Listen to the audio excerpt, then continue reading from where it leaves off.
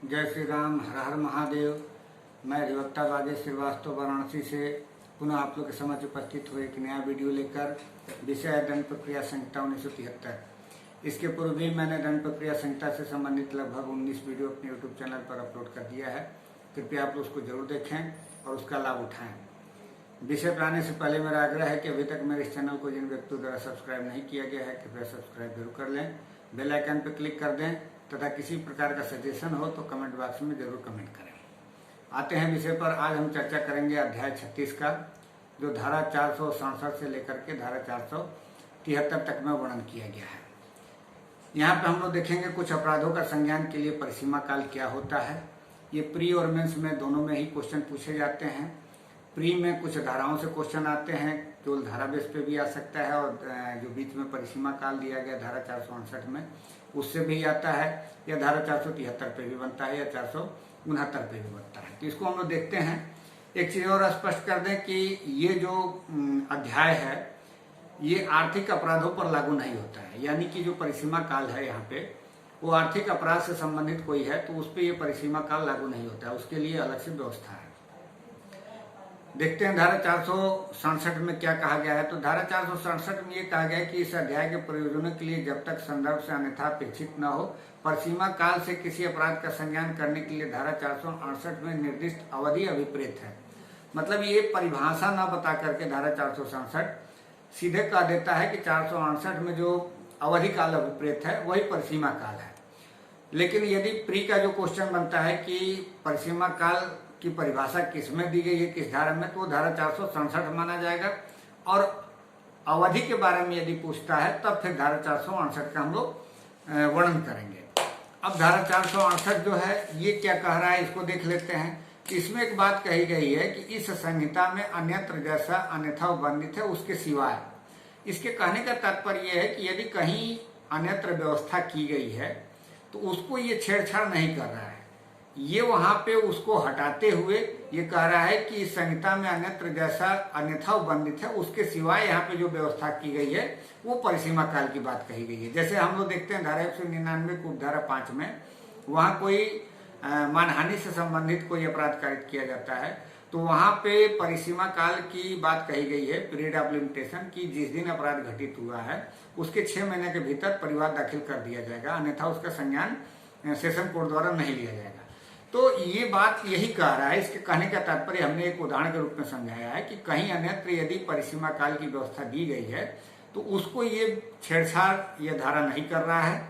ये एक अपने आप में अलग धारा है और उन सब धाराओं को समाहित करते हुए ये बात कह रहा है कि कोई न्यायालय उपधारा 2 में विनिर्दिष्ट प्रवर्ग के किसी अपराध का संज्ञान परिसीमा की समाप्ति के पश्चात नहीं करेगा। यानी कि जो धारा 190 में हम लोग संज्ञान की बात देखते हैं कि जो सशक्त मजिस्ट्रेट है वो जब संज्ञान किसी मामले का लेता है तो इन सब बातों को भी ध्यान में रखता है कि धारा 468 में क्या व्यवस्थाएं दी गई हैं। अब धारा 468 में 3 तरह की बात कही गई है कि यदि केवल जुर्माने से संबंधित मामला है, यानी कि जुर्माने से दंडनीय कोई अपराध है कारित किया गया, तो वह 6 महीना उसका पीरियड ऑफ लिमिटेशन होगा। यानी कि 6 महीना के समाप्ति के पश्चात उसका संज्ञान मजिस्ट्रेट द्वारा नहीं लिया जाएगा। और 1 वर्ष से अनधिक का कोई दंडनीय 1 वर्ष से अनधिक के कारावास से दंडनीय कोई अपराध कारित किया गया है तो उसके लिए परिसीमा काल 1 वर्ष होगा। और 3 वर्ष से अनधिक से दंडनीय कोई कारावास से अपराध किया गया है तो उसका परिसीमा काल 3 वर्ष तक होगा। ये बात कहा गया है धारा 468 में। बाकी के बारे में कोई बात नहीं कही गई है। जो धारा 3 ये कह रहा है कि यदि एक साथ कई अपराध किए जा रहे हैं तो उसमें जो कठोरतम दंड से दंडनीय अपराध होगा उसको परिसीमा काल माना जाएगा, बाकी के जो लघुतर वाले दंडनीय अपराध होंगे उसका नहीं माना जाएगा। यानी कि जो 3 वर्ष से अधिक के कारावास से दंडनीय अपराध है उसके लिए कोई परिसीमा काल नहीं है, वो कभी भी संज्ञान लिया जा सकता है मजिस्ट्रेट द्वारा। लेकिन जो 3 वर्ष से अनधिक तक के जो कारावास से दंडनीय अपराध हैं या जुर्माना से दंडनीय कोई अपराध किया गया है तो उसके लिए यहाँ पे प्रिस्क्राइब किया गया है सामान्य नियम कि 6 महीना, 1 साल और 3 साल, इसके अलावा परिसीमा काल नहीं होगा और संज्ञान नहीं लिया जाएगा। किंतु एक बात ध्यान देने वाली बात है, इसमें जो धारा 473 है वो एक प्रकार से समझिए कि एक प्रोविजो प्रोवाइड कर रहा है धारा 473, उसमें कहा गया है कि यदि परिवादी जो विलंब है उसका स्पष्टीकरण कर देता है, युक्तियुक्त का स्पष्टीकरण देता है, या इंटरेस्ट ऑफ जस्टिस के लिए आवश्यक हो गया है, तो मजिस्ट्रेट उसका या न्यायालय जो है संज्ञान ले सकता है। तो दो कंडीशन ऐसे हैं जो धारा 473 में दिए गए हैं कि यदि विलंब का स्पष्टीकरण कर दिया जा रहा है तो उस कंडीशन में भी संज्ञान लिया जा सकता है, या इंटरेस्ट ऑफ जस्टिस आवश्यक है, उसके लिए जरूरी है कि संज्ञान लिया जाए, तब भी जो है संज्ञान लिया जा सकता है, भले ही विलंब क्यों न हुआ हो। अब जो धारा 469 कह रहा है कि प्रारंभ कब से माना जाएगा परिसीमा काल का, तो इसमें उपधारा 1 में ABC करके 3 खंड दिए गए हैं और इसमें बात कही गई है कि अपराध की तारीख से प्रारंभ माना जाएगा। B में कहा गया है कि जहां अपराध किए जाने की जानकारी अपराध द्वारा व्यथित व्यक्ति को या किसी पुलिस अधिकारी को नहीं है, तो जिस दिन इन दोनों में से किसी भी व्यक्ति को पहले जानकारी हो गया हो अपराध के बारे में, उस दिन से परिसीमा काल माना जाएगा। और तीसरा इसका कह रहा है कि जहां यह ज्ञात ही नहीं है कि अपराध किसने किया है, वहां उस दिन प्रारंभ होगा जिस दिन प्रथम बार अपराधी का पता अपराध द्वारा व्यथित व्यक्ति को या अपराध का अन्वेषण करने वाले पुलिस अधिकारी को चलता है, इनमें से जो भी पहले हो। तो ये जो दो कंडीशन दिए गए हैं खंड ख और खंड ग में, इसमें एक प्रकार से जो लिमिटेशन है वो एक्सटेंड कर जाता है, और एक्सटेंड तब तक करता है यानी कि जिस व्यक्ति के प्रति अपराध हुआ है पीड़ित को पता ही नहीं है कि उसके पास, जैसे कई केसों में आप देखे होंगे किसी महिला के साथ 3 महीने से किसी अधिशासित व्यक्ति द्वारा रेप किया जा रहा था, उसे इस बात की पता ही नहीं है कि मेरे साथ कुछ हो भी रहा है, या कोई अवयस्क महिला है 12 साल की 10 साल की, उसे पता ही नहीं चल पाती कि उसके साथ क्या हो रहा है, सेक्सुअल हरासमेंट होता रहता है।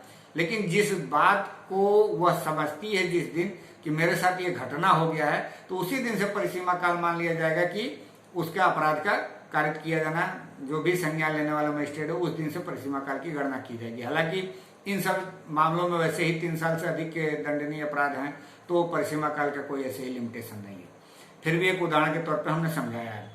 अब इसका 469 का उपधारा 2 ये कह रहा है कि उक्त अवधि की संगणना करने में उस दिन को छोड़ दिया जाएगा जिस दिन ऐसी अवधि की संगणना की जानी है, यानी कि उस दिन को भी छोड़ दिया जाएगा, एक दिन का और समय मिलेगा। अब ये 470 कह रहा है कुछ दशाओं में समय का अपवर्जन। अब इसमें 2-3 बातें और कही गई हैं। वहां पे 469 में परिसीमा काल कब से प्रारंभ किया जाएगा ये बात कह रहा है, लेकिन अपवर्जन कितने दिन कर दिया जाएगा उस परिसीमा काल को, वह बात धारा 470 में कह रहा है। और इस पे प्री के क्वेश्चन बनते हैं, इससे भी बनते हैं और 468 से भी बनते हैं। इसमें कह रहे कि परिसीमा काल की संगणना करने में उस समय का अपवर्जन किया जाएगा जिसके दौरान कोई व्यक्ति चाहे प्रथम बार के न्यायालय में या अपील या पुनरीक्षण न्यायालय में अपराधी के विरुद्ध अन्य अभियोजन सम्यक तत्परता से चला रहा है, उसे पता ही नहीं है और सम्यक तत्परता से चला रहा है, बाद में पता चलता है कि नहीं उसका कहीं और होना चाहिए विचारण, तो वह समय जो उस न्यायालय में उसने समय खर्च कर दिया है तो उसका जो है अपवर्जन कर दिया जाएगा, माना जाएगा कि उतना दिन शून्य की स्थिति में है, उसकी गणना नहीं की जाएगी। अब एक बात और कह रहा है उदाहरण 2 कि जहां किसी अपराध की बाबत अभियोजन का संस्थित किया जाने किसी व्यादेश या आदेश द्वारा रोक दिया गया है, तो जितने दिन तक उसको रोका गया है, जैसे आप लोग देखेंगे कोई भी FIR लॉन्च होता है और हाईकोर्ट द्वारा प्रोसीडिंग स्टे कर दिया जाता है या कोई हायर अथॉरिटी द्वारा उसको प्रोसीडिंग स्टे कर दिया जाता है, तो जब तक प्रोसीडिंग स्टे रहती है तब तक वो परिसीमा काल उसका भी रुका रहता है। जब उसकी व्यादेश या आदेश जो भी किया गया हो जब उसका समाप्त हो जाता है तो उस दिन से परिसीमा काल पुनः प्रारंभ होगा जिस दिन से वो व्यादेश या आदेश समाप्त किया जाता है। अब उपधारा 3 इसका कह रहा है कि जहां किसी अपराध के अभियोजन के लिए सूचना दी गई है या जहां तत्समय प्रयुक्त किसी विधि के अधीन सरकार या किसी अन्य प्राधिकारी की पूर्व अनुमति या मंजूरी किसी अपराध की बाबत अभियोजन संस्थित करने के लिए अपेक्षित है, वहां परिसीमा काल की संगणना करने में ऐसी सूचना की अवधि या यथास्थिति ऐसी अनुमति या मंजूरी प्राप्त करने के लिए आवश्यक समय अपवर्जित कर दिया जाएगा। जैसे कि हम लोग देखते हैं धारा 188 में हमने पिछले वीडियो में चर्चा किया था कि कोई खुले समुद्र में या कोई भारत का नागरिक है किसी भारत से बाहर क्षेत्र में कोई अपराध करता है तो उसका विचारण वहां किया जाएगा जहां पे वो अभियुक्त पाया जाता है, यानी कि जिस न्यायालय के क्षेत्राधिकार में व्यक्ति पाया जाएगा उस क्षेत्राधिकार में उसका विचारण और जांच प्रारंभ होगा। किंतु उसमें एक प्रोविजो है कि ऐसे अपराध के लिए केंद्रीय सरकार की पूर्व मंजूरी लेना आवश्यक है। तो ये जो पूर्व मंजूरी की बात की गई है, तो वो जितना टाइम उसमें स्पेंड होगा उतना समय अपवर्जित कर दिया जाएगा इसके परिसीमा काल से। तो यही बात ये कह रहा है। और वो धारा 4 इसका बहुत ही इंपॉर्टेंट है। ये एक बात दूसरे तरीके की बात करें, अपराधी के बारे में बात कर रहा है कि परिसीमा काल की संगणना करने में वह समय अपवर्जित किया जाएगा जिसके दौरान अपराधी भारत से या भारत से बाहर किसी राज्य क्षेत्र से जो केंद्रीय सरकार के प्रशासन के अधीन है अनुपस्थित रहा है। दूसरा कह रहा है कि फरार होकर या अपने को छिपाकर गिरफ्तारी से बचाता है, तो ऐसे मामले में भी उसका परिसीमा काल उतने दिन तक जितने दिन तक ये कंडक्ट कर रहा है अपने एक्टिविटी को परिसीमा से वर्जित कर दिया अपवर्जित कर दिया जाएगा। अब धारा 471 कह रहा है कि जिस तारीख को न्यायालय बंद हो उस तारीख का अपवर्जन, यानी कि जैसे कोई सेकंड सैटरडे पड़ जाए तो सेकंड सैटरडे उसके बाद संडे, तो ये 2 दिन जो है न्यायालय बंद रहते हैं। उसके बाद उसका परिसीमा काल फिर सोमवार के दिन माना जाएगा कि अंतिम हो रहा है। यानी कि जिस दिन परिसीमा काल समाप्त हो रहा है उस दिन कोई न्यायालय की छुट्टी है, तो जिस दिन न्यायालय खुलेगा उस दिन परिसीमा काल अंतिम दिन माना जाएगा, उस दिन उसका संज्ञान लेने के लिए आवेदन दिया जा सकता है। या हो सकता है 3-4 दिन तक लगातार छुट्टी हो, तो जिस दिन न्यायालय खुलेगा उस दिन माना जाएगा। यही बात ये कर रहा है धारा 471। लेकिन एक चीज देखेंगे, जब आप नीगो सिविल इंस्ट्रूमेंट एक्ट पढ़ते हैं तो उसमें एक बात इसके ठीक उल्टा कही गई है कि यदि परिसीमा काल उस दिन समाप्त होता है जिस दिन छुट्टी है न्यायालय की, तो उसके एक दिन पहले परिपक्व हो जाएगा, परिसीमा काल समाप्त मान लिया जाएगा। यानी कि फिर सोमवार का इंतजार नहीं किया जाएगा, आपको शुक्रवार को ही उसका संज्ञान लेने के लिए न्यायालय में परिवार दाखिल कर देना होगा। तो थोड़ा सा यहाँ पे अंतर है। अब दूसरा ये 472 जो है कह रहा है चालू रहने वाला अपराध। तो इसमें जितने भी चालू रहने वाले अपराध हैं उसका दिन प्रतिदिन उस दिन परिसीमा काल प्रारंभ हो जाता है जिस दिन वो नया कोई अपराध होता है। जैसे अपहरण के मामले हैं या कोई यात्रा के दौरान कोई अपराध किया जा रहा है, तो अंतिम बार जहाँ ऐसी कोई घटना घटित होती है तो उस दिन मान लिया जाता है कि इस दिन से परिसीमा काल प्रारंभ हुआ है, बाकी पिछला डेट अपवर्जित कर दिया जाता है।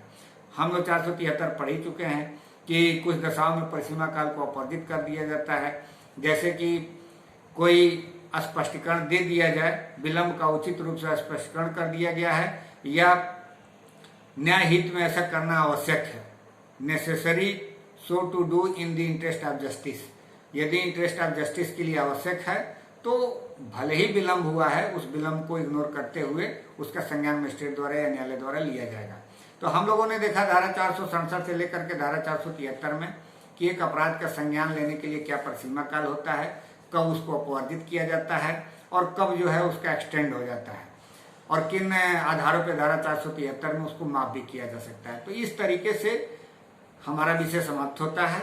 मुझे आशा है कि आप लोग को बात जरूर समझ में आई होगी। कृपया आप लोग बेरक जरूर पढ़ लीजिएगा। मिलते हैं अगले वीडियो में, तब तक के लिए इजाजत दीजिए। धन्यवाद।